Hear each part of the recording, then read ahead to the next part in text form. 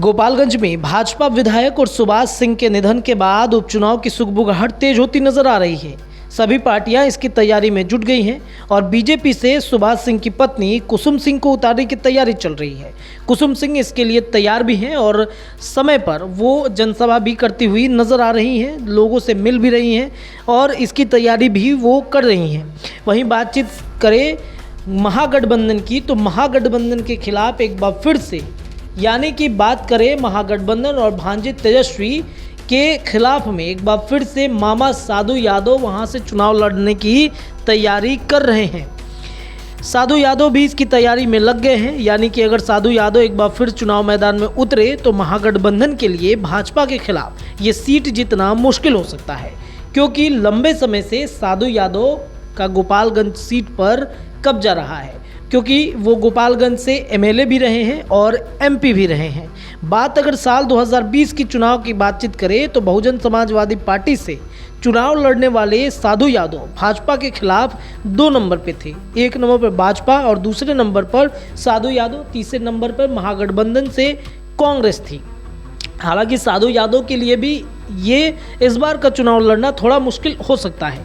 इसलिए मुश्किल हो सकता है क्योंकि इस बार उनके साथ लड़ाई लड़ने के लिए वीआईपी यानी मुकेश सहनी की पार्टी भी अब तैयारी में जुट गई है, क्योंकि मुकेश सहनी लगातार गोपालगंज के दौरे पे हैं और गोपालगंज में अपने साथियों के साथ, अपने लोगों के साथ बातचीत भी कर रहे हैं, मुलाकातें भी कर रहे हैं। और मुकेश सहनी को थोड़ा फ़ायदा इसलिए भी हो सकता है क्योंकि गोपालगंज सदर में सहनी वोट ज़्यादा होने के कारण इससे उनको फ़ायदा हो सकता है।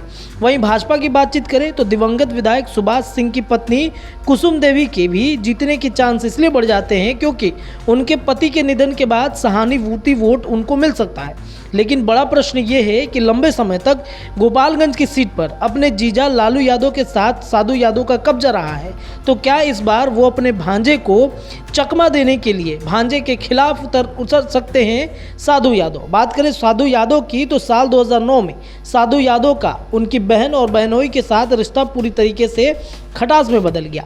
गोपालगंज की सीट को लेकर साले और बहनोई में ऐसी ठनी कि दोनों की राहें अलग हो गई। उस वक्त भी सीट लोक जनशक्ति पार्टी को लालू प्रसाद यादव ने दे दी थी। इसी से नाराज होकर साले साहब बहनोई से ऐसे नाराज हुए कि दोनों की राहें अलग हो गई और एक दूसरे से ऐसे जुदा हुए कि आज तक वो लोग नहीं जुड़ पाए हैं। बिहार की सियासत में साधु यादव जिस दीदी जीजाजी के बल पर दबंगई दिखाया करते थे, एक वक्त ऐसा भी आया जब अपनी बहन के खिलाफ ही चुनावी अखाड़े में उतर गए थे। आरजेडी से मतभेद होने के बाद साधु यादव ने कांग्रेस के हाथ का सहारा लिया।